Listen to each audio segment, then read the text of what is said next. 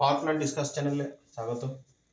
আজকের যে টপিক সেটা হচ্ছে আমাদের কন্ডেন্সারে কেন কি করে ভ্যাকুয়াম ক্রিয়েট হয় সেটা সম্বন্ধে একটু আমরা ডিসকাস করব। তো আমি এখানে একটা ডায়াগ্রাম করা আছে, যেটা হচ্ছে টারবাইনের ছবি। এর নিচে আছে কন্ডেন্সার এবং তার নিচে আছে হট অয়েল। এটা হচ্ছে সিপি। তো টারবাইনে কি হয়ে থাকে, টারবাইনে যে আমাদের যে স্টিম যেটা, সেখানে প্রেসার, হাই প্রেসার স্টিম এবং টেম্পারেচার থাকে, সেটা ইন হয় এখানে। এবং তারপরে এর ওয়ার্ক ডান হওয়ার পরে এটা এক্সপ্যান্ড হয়ে থাকে। এক্সপ্যান্ড হওয়ার পরে এখানে স্টিমটা এক্সপ্যান্ড হওয়ার পরে যখন এক্সপ্যান্ড হয়ে যায় এবং লাস্ট স্টেজে যখন চলে আসে, এখানে আমাদের স্টিমের প্রেসার, এখানে স্টিমের যে প্রেসার সে কী হয়ে যায়, কম হয়ে যায়, লো হয়ে যায়, এবং টেম্পারেচারও লো হয়ে যায়। তারপরে কোথায় আসছে, এখানে তারপরে আসছে কন্ডেন্সারে।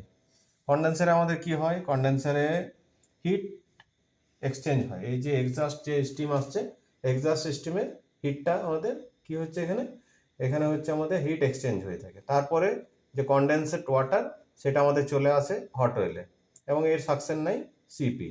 এর মাঝে আমাদের এই জিনিসটা জানতে হবে যে আমাদের যে কন্ডেন্সারে যে ভ্যাকুয়াম কী করে হচ্ছে, এখানে যে ভ্যাকুয়াম হয়, ভ্যাকুয়াম হওয়ার কারণ কি আছে সেটা একটু আমি ডিসকাস করছি। আমরা যদি জল, নর্মাল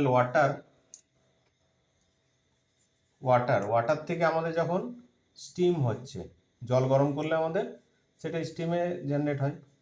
তো ওয়াটারের যে ভলিউম, আয়তন যেটা, ওয়াটারের যে ভলিউম যতটা থাকে, এটা যখন স্টিম করে দিই আমি, এর ভলিউম কতটা হয়ে যাবে, এখানে ভলিউম কম থাকে, এখানে লেস থাকে। কিন্তু যখনই স্টিম হয়ে যাবে তখন ভলিউম বেড়ে যায়। কতটা বেড়ে যাবে, এর বেড়ে যায় 1000 গুণ, 1000 টাইমস ভলিউম বেড়ে যায়। উল্টো একই রকমভাবে যখন স্টিম থেকে আমি ওয়াটারে নিয়ে চলে আসবো, তখন কি হবে, একই রকমভাবে এখানে যদি আমার 1000 থাকে, 1000 গুণ থাকে, তো ওটা চেঞ্জ হয়ে কত হয়, 1 গুণ হয়ে যাবে। মানে এখানে তাই হচ্ছে, এখানে যে স্টিমের যেটা আমাদের যে স্টিম আছে, এক্সস্ট স্টিম, সেটাকে যখন আমি ঠান্ডা করে তারপরে যখন এটা কনডেন্স হয়ে যাচ্ছে, কনডেন্স হয়ে যখন ওয়াটারে চেঞ্জ হয়ে যাচ্ছে, তখন 1000 থেকে চেঞ্জ হয়ে এটা 1-এ চলে আসছে, 1000 গুণ থেকে চেঞ্জ হয়ে 1-এ চলে আসছে। যে মাঝের যে এতটা স্পেস যে দখল করেছিল, তার থেকে যখন এতটা কম হয়ে যায়, তো মাঝে কি হবে, মাঝে তার মানে কিছুই নাই, তার মানে ওইখানে কি সৃষ্টি হয়ে যাচ্ছে, ভ্যাকুয়াম। তো এরকমভাবে এখানে ভ্যাকুয়াম হয়। আর ভ্যাকুয়ামের জন্য আমাদের যে এখানে হিট যে হিট ট্রান্সফার হচ্ছে, সেটা করছে আমাদেরকে এখানে যে কুলিং ওয়াটার ইনলেট একদিকে দেওয়া হচ্ছে এবং অন্যদিকে আমাদের কি আউটলেট হয়ে বেরিয়ে যাচ্ছে।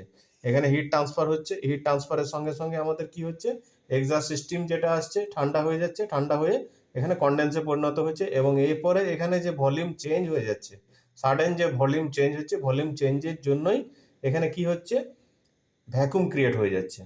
কিন্তু এখানে ভ্যাকুয়াম ক্রিয়েট হওয়ার পরেও আমাদের কি হয়, এখানে কিছু কিছু আনকন্ডেন্সেবল গ্যাসেস যেগুলো ক্রিয়েট হয়ে থাকে, সেগুলোর কি চান্সেস থাকে, এখানে যে আনকন্ডেন্সেবল যদি গ্যাসেস থাকে, সেইগুলো তখন কি করে, এখানে একটা টাইমে ওগুলো অ্যাকুমুলেট হতে থাকে, এবং এখানে যে এক্সস্ট হচ্ছে টেম্পারেচারটা, সরি, স্টিমটা যেটা এক্সস্ট হচ্ছে, সেটাকে যতটা হওয়ার কথা ততটা হতে দেয় না। এই জন্য এখানে যে আনকন্টেবল গ্যাসেস আছে, সেটা আমাদের যে রিমুভ করার জন্য এখানে একটা জিনিস দেওয়া থাকে, সেটা হচ্ছে আমাদের কি দেওয়া থাকে, ভ্যাকুয়াম পাম্প। ভ্যাকুয়াম পাম্প লাগানো থাকে। তো ভ্যাকুয়াম পাম্পের কি কাজ আছে, যে আমাদের যে গ্যাস আছে, যে গ্যাসটাকে আমাদের আউট করার কাজে লাগে।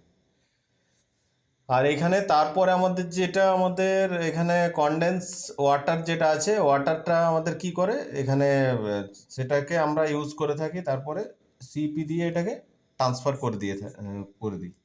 তো এখানে এই টপিকটা এখানেই আমি শেষ করছি। আমার চ্যানেলটাকে আপনারা সাবস্ক্রাইব করবেন এবং লাইক করে দেবেন।